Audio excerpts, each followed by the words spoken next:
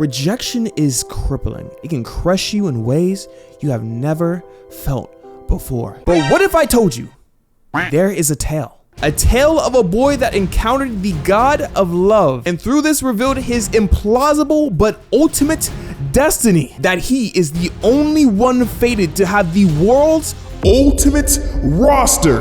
The 100 girlfriends who really, oh look, this one has all caps, really love you. How did a high school boy with a win-loss ratio of literally 0 to 100 achieve a feat never known to man? It all starts with our hero in shining armor, Aijo Rentaro. Since a young buck, this dude has practiced and trained in the ways of Rizology, Rizmatics, Riz analysis, only to no avail. He is starting his brand new life as a freshman in high school, and he said, no more. Enough is enough. He needed that spiritual guidance to elevate his game to new heights, and his prayers did not fall upon deaf ears. You ever wonder what Dumbledore would look like if he was bald and homeless? Well, good thing we have anime. 100 soulmates. Did I read that right? Or after a total of 100 rejections at this point of his life, he is promised 100 different ideal romantic partners, all that will appear with a shock when their eyes meet. Y'all might be saying to yourself, this makes zero sense. The average dude is struggling to get a Tinder date and this dude gets 100 partners? But enter Rentaro's first day of school and the possibilities are endless. Like, look how happy bro is. He's geeked. But wait, watch out, Rentaro, lock in.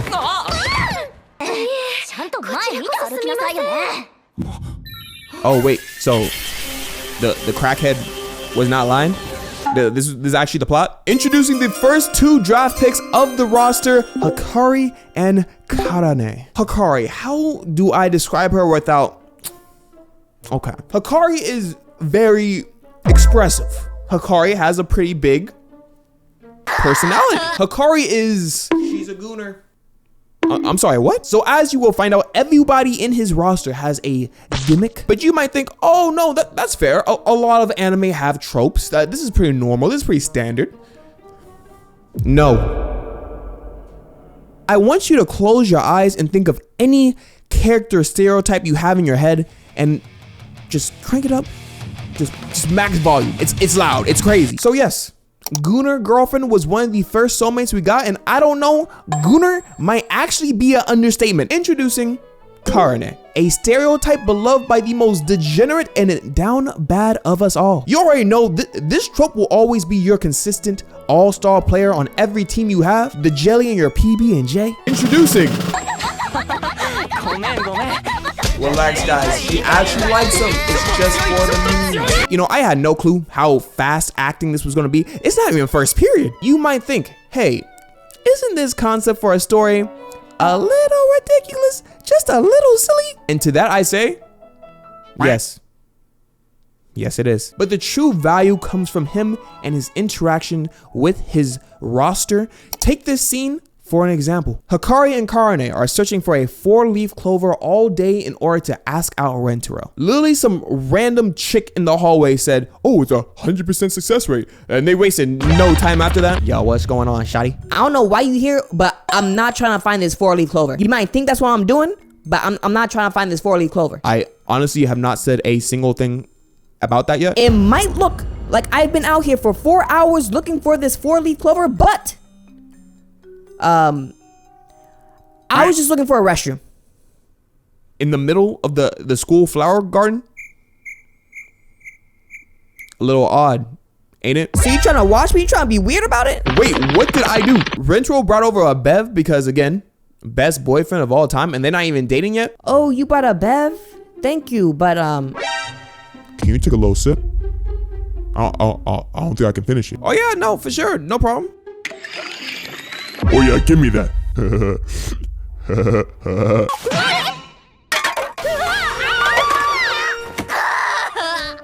Are you good? Why watch 100 romance animes when I can literally watch this guy have a more eventful love life than 90% of anime couples? Okay, soulmate numero 3, Shizuka. Okay, what do we have here? Let's throw in a little social anxiety into reading. Okay, who doesn't love a good book? And anime fans are strange.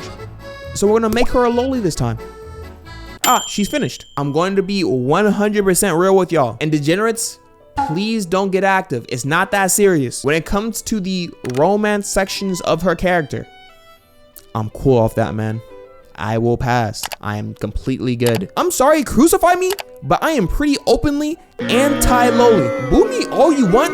You guys are standing a prepubescent child. You're gonna try to make me feel bad about that. I'm not in the wrong. Anyways, besides that, Shizuka as a character, pretty dope. Somehow, some way, she memorized every single sentence to her favorite book series. So because she's too anxious to speak a single word, she just points to a sentence in the book and the other characters have to read off of it to know what she's trying to say. All she really has is this book that she clings to like glue. But whether it be her own family, classmates, she was never able to truly connect with those around her. Rentuo does this thing and takes each character's deepest, darkest insecurities, fears, struggles, and embraces them all head on. And for Shizuka, that was literally typing every single word of this book in a text-to-speech app so she can talk. I'm just saying, if y'all want 100 soulmates or even 3, y'all might need to take some notes here. Look at how ashamed he is to ask for a third girlfriend. Honestly, this is balls because one of them is popping off, one of them is crashing out,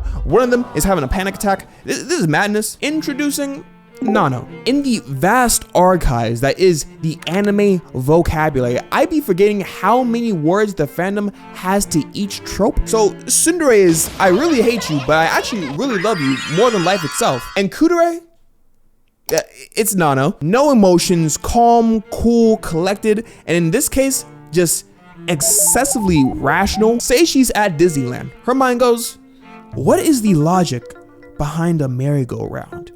If you wanted to ride a horse, wouldn't you just go to a ranch? Film camera?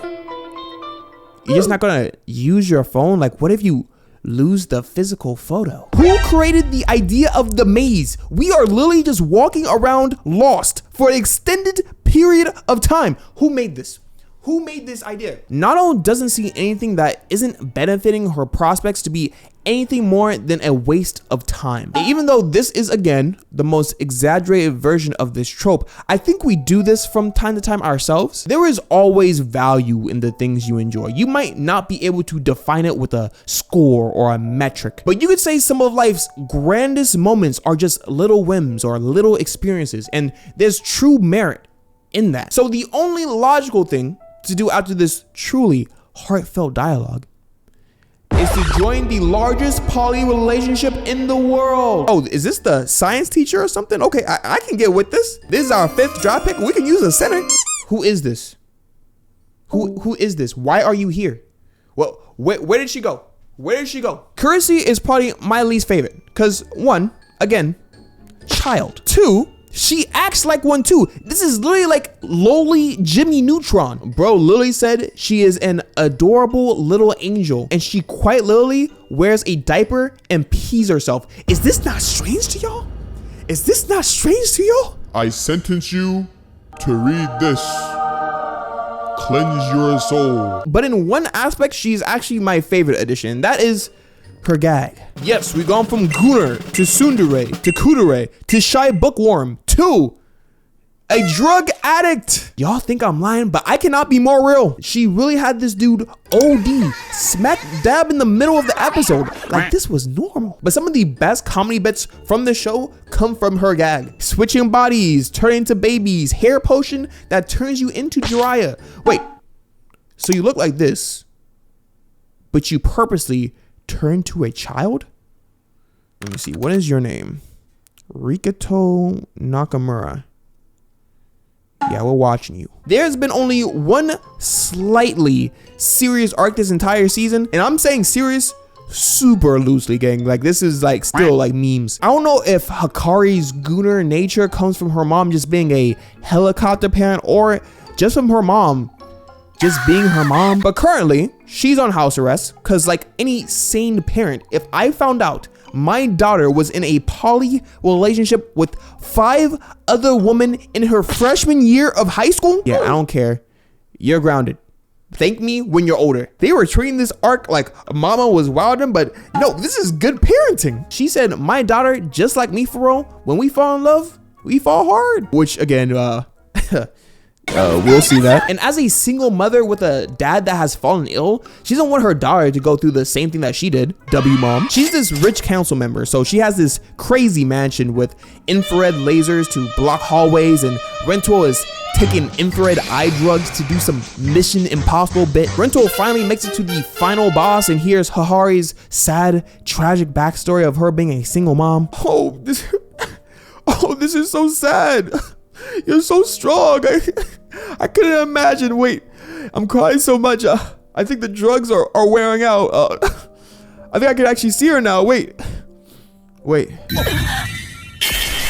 She's bad. Karane, along with anybody watching this episode, are just mad confused. Crazy part is, homegirl folded faster than Kendrick dropping diss tracks. I know you say you fall hard, but like this? Out of everybody in the roster so far, Hakari usually does not care about Rentro bringing in a new chick to add to his armada of waifus, but even she was like, bro, mom, what are you doing? But bro was low-key with it though. He was like, I'm too deep. Side note, look at this bed. They are absolutely insane. What is going on? Despite the idea of this guy dating a girl and that girl's mother, in all fairness, her backstory is one of the best. She has a dead significant other that she lost at the age of 13. And this is a real topic. No matter if the person is gone, your love for that person never really is going to go away. At this point, she literally rejected all other partners for the past 16 years. And this is apparently her first kiss ever, because I guess her past lover knew he wasn't gonna be around forever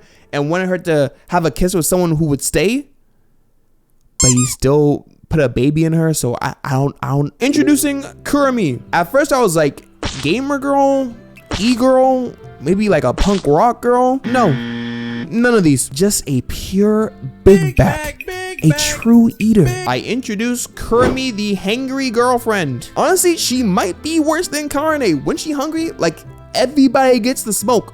She low-key savage, but she might have an addiction. If I were to say something like, Joe Biden's been pretty sloppy lately. Are we eating sloppy joes? Or what? Yeah, the doctor said I need to lay off the pepper in my diet. Oh, you got any extra of that diet, Dr. Pepper? Or was that not what we were talking about? You know, even though at this point, I don't think any of these new girls are going to care that this dude has a roster the size of a 5v5 pickup game, I still thought we'd get a little bit more pushback at this point, but we passed that point. We beyond that. May. For those who cannot get the joke, Maydo is a, say it with me now, Maydo.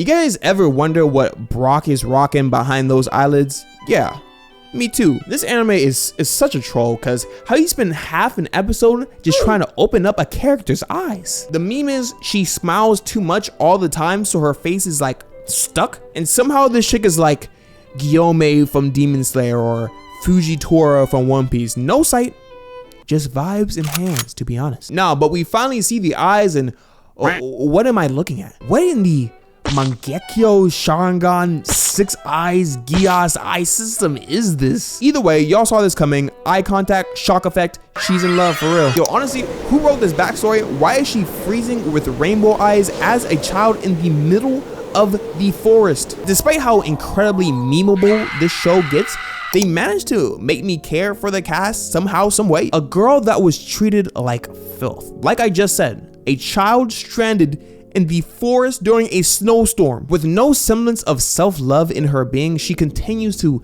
live purely for the sake of others. And of course, Rentro needs to get in his talk no jutsu bag, and not gonna lie, he was spin. Everybody's existence is important. You being there means something to somebody. It's pretty simple and straightforward, but there's nothing really more or less to it. Even if you look like you take acid like 24/7. I think anyone who watches this show should just take it at face value. It really is just trying to have fun and freaky at the same time. Make sure to subscribe to this channel to hear me talk about anime that aren't just freaky and bizarre. Thank you guys for making it to the end of this video. I hope God blesses your day. These were my blank thoughts.